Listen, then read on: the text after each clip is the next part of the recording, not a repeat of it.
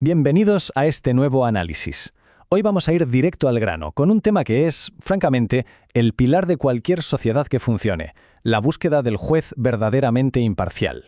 A ver, la necesidad de tribunales libres de influencias oscuras no es nada nuevo. Es una constante desde las civilizaciones más antiguas hasta nuestras repúblicas modernas. Así que hoy vamos a desgranar exactamente de dónde surge esta necesidad imperiosa, cómo hemos intentado estructurarla a lo largo de los siglos y, lo más crítico, qué pasa cuando esta integridad empieza a tambalearse. Y esto nos lleva a la pregunta del millón, el núcleo absoluto de la independencia judicial. ¿Quién juzga a los jueces? Es una pregunta muy sencilla, sí, pero enmarca esta narrativa constante sobre la lucha eterna contra la corrupción y la concentración de poder. Pensamos en esto, si quienes interpretan la ley no están sujetas a ella o responden a intereses, bueno, toda la estructura del Estado simplemente colapsa. Es un desafío monumental con el que hemos lidiado desde que a alguien se le ocurrió escribir la primera ley. Para entender todo esto vamos a seguir una hoja de ruta clara. 1. Los orígenes romanos. 2. La separación de poderes. 3. Aterrizaremos en la Corte Suprema de Chile.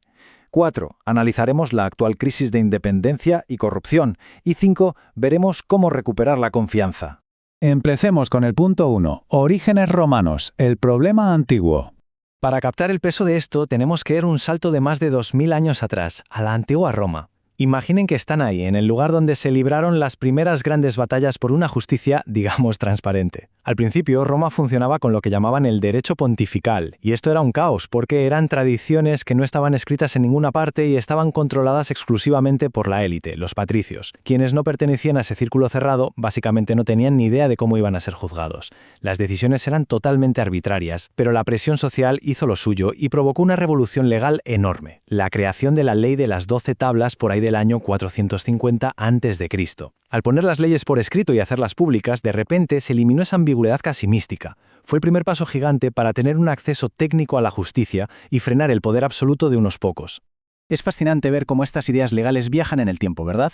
Es como un hilo conductor ininterrumpido. Pasamos de esas 12 tablas fundacionales en Roma, damos un salto a hitos clave como el instrumento de gobierno en Inglaterra en 1653, que es donde se empieza a codificar en serio esto de separar el hacer leyes de ejecutarlas, y de ahí llegamos hasta instituciones supermodernas como la instalación de la Corte Suprema de Chile en 1823.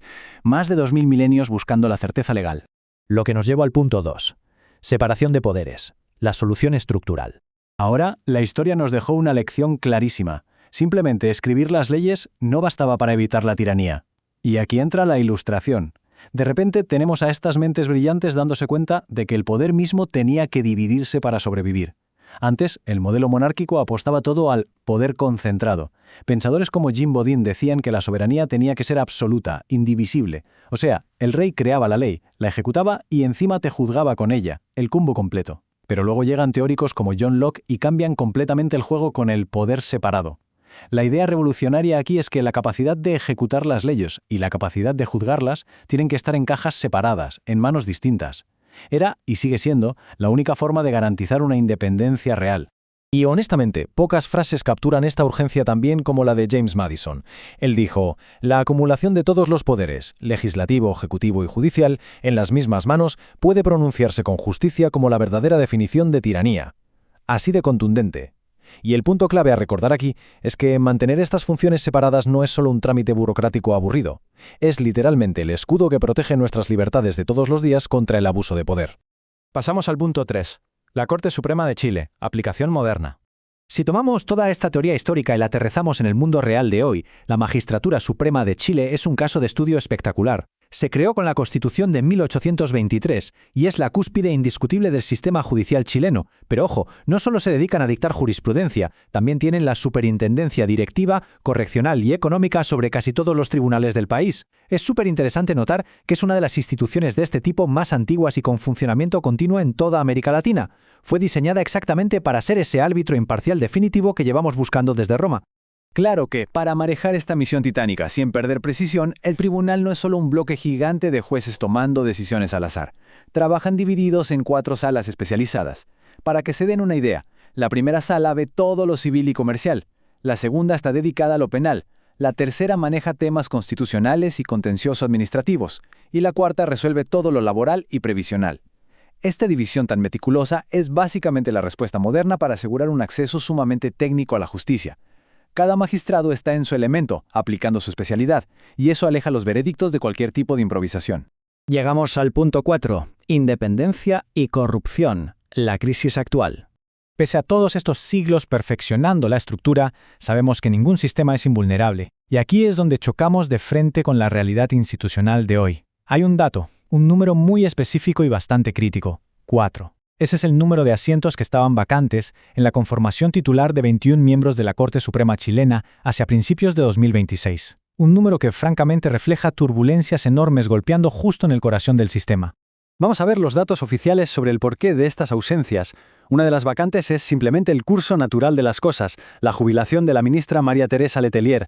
Pero las otras 3 son otra historia, vienen de destituciones de muy alto perfil. Los ministros Ángela Vivanco, Sergio Muñoz y Diego Simpertigue fueron removidos tras enfrentar procesos constitucionales. Y esto es clave, porque estos eventos muestran por un lado lo severos que pueden ser los mecanismos de control cuando se activan y por otro revelan esa batalla interna constante por mantener la probidad en lo más alto del Estado. No recuerda que las instituciones no se manejan solas en piloto automático. Y el problema no se queda solo en actuaciones individuales. Esa separación de poderes de la que hablábamos antes a veces es muy frágil en la práctica. Hemos visto fricciones institucionales súper profundas. Por ejemplo, en 2018 hubo un choque fuerte entre la Corte Suprema y la Contraloría General de la República. ¿El motivo? Básicamente, quién tenía la última palabra para interpretar normativas previsionales. Y solo un año después, en 2019, estalló otra controversia enorme cuando la Corte reclamó que tenía facultades para revisar fallos del Tribunal Constitucional usando recursos de protección.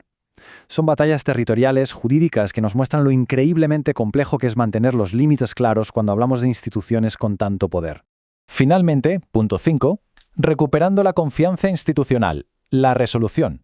Todo este contexto histórico y esta crisis actual nos empujan hacia una resolución inevitable. Si queremos recuperar y, sobre todo, mantener la confianza pública, hay que volver a lo básico, a esos pilares que la historia nos ha marcado. Primero, asegurar una separación de poderes absoluta, sin que unos pisen el terreno de otros.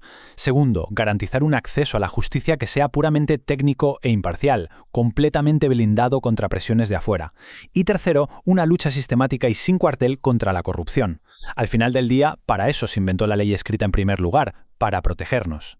Y así cerramos este análisis, dejándoles una pregunta vital para llevarnos a casa. ¿Cómo mantiene una nación el delicado equilibrio de la justicia cuando los propios guardianes de la ley flaquean? Es un dilema que nos persigue desde las calles de la antigua Roma hasta los pasillos modernos en Santiago. Lo que queda clarísimo es que las instituciones necesitan vigilancia constante.